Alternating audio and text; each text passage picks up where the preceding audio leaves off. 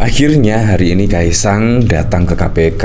Wah, itu cukup mengejutkan publik ya, tiba-tiba datang ke KPK.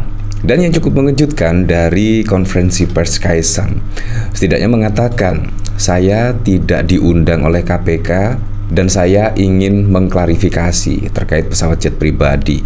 Nah, ternyata hanya nebeng saja. Pada saat lalu yang ramai dibicarakan terkait pesawat jet pribadi, hanya nebeng saja. Nah, pertanyaannya, kalau hanya nebeng saja, kenapa klarifikasinya kok hampir 1 bulan ya? Hampir 1 bulan menunggu klarifikasi dari Kaisang yang hanya nebeng. Dan bahkan juga sudah memusingkan Budi Ari selaku Kemenkominfo, dan bahkan juga dari kader-kader PSI, bahkan juga dibuat bingung pada saat lalu ketika Kaisang tiba-tiba menghilang. Kalau hanya nebeng saja, kenapa harus sempat menghilang pada saat lalu dan membuat kepanikan lah setidaknya. Ini menurut saya sangat lucu dan unik sekali, apalagi pada saat lalu Budi Ari soal jet pribadi Erina hamil tak boleh naik angkutan umum.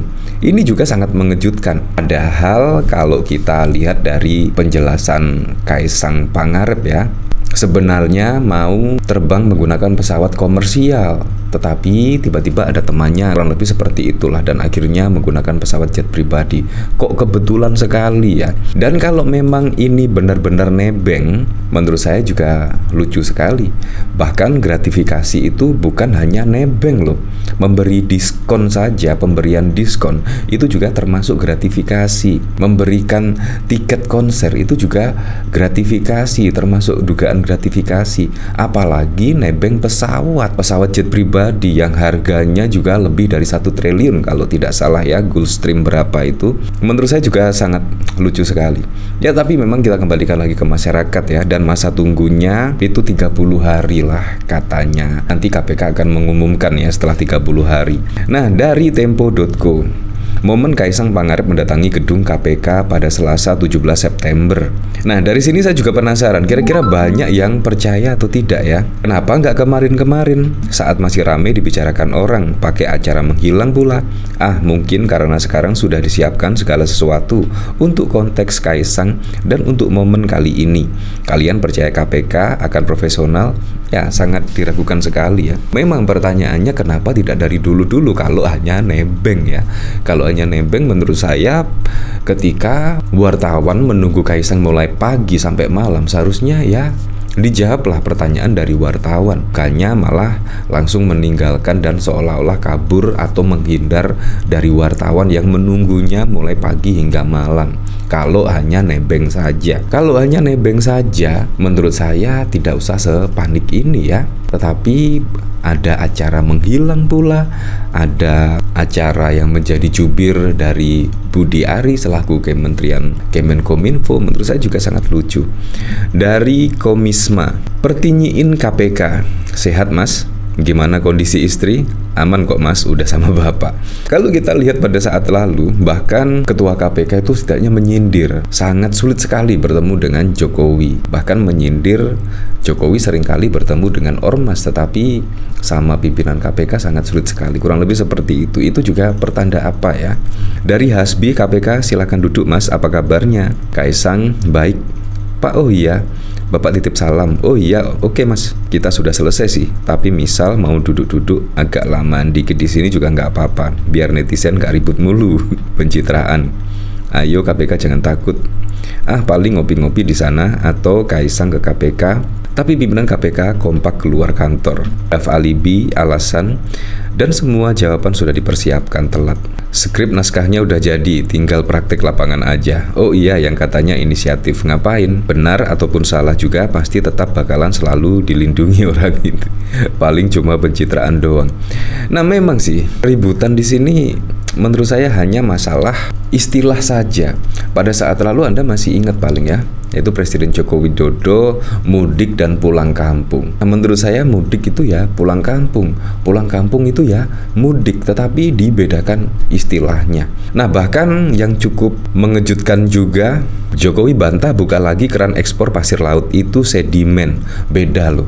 Ini juga apalagi sedimen sama pasir laut. Bisa saja sedimen itu adalah pasir laut. Nah, sangat wow sekali. Bahkan hanya istilah-istilah saja ya yang dipermainkan mulai saat yang lalu sampai saat ini. Bahkan juga gratifikasi, nebeng bisa dibedakan. Menurut saya kalau gratifikasi, nebeng itu juga termasuk gratifikasi. Ini juga sangat lucu sekali. Padahal pada waktu lalu rame ya dibicarakan, bahkan para nelayan juga sudah merasakan setidaknya kalau ada ekspor pasir laut itu bakal berpengaruh kepada pendapatan dari nelayan. Nah, dan ternyata yang cukup mengejutkan, ekspor pasir laut itu sudah disetop oleh Ibu Megawati pada 20 tahun yang lalu. Disetop oleh Ibu Megawati tentang ekspor pasir laut, tiba-tiba dibuka kembali oleh Presiden Joko Widodo. Ini juga maksudnya apa ya? Menurut saya juga sangat aneh sekali. Ketika sudah bagus disetop, tambah dibuka lagi. Nah, saya juga penasaran kira-kira komentarnya seperti apa ya. Dari Yusuf, ingat apa saudara-saudara ya, rumus kebalikan. Dari sing waras ojo ngalah, anaknya modif istilah nebeng atau menumpang, bokapnya modif istilah sedimen. Iya pak, maaf kami yang bodoh. Sedimen stok tak terbatas ada di sungai-sungai Jakarta yang dangkal, keruh, kandang berbau. Sedot aja itu sungai biar dalam, jernih, ojo jadi transportasi air. Kalau laut gak ada sedimen kecuali di muara. Bawah laut isinya pasir, karang, habitat ikan ikonik Jokowi manut komandan LBP. Nah, dari pros, apa dia nggak baca kepres yang ditandatanganinya sendiri? Jing, sedimen itu bentuknya tahi, emas, batu, atau pasir laut. Nanti ada berita penyeludupan pasir sekian ton. Apes banget punya pimpinan.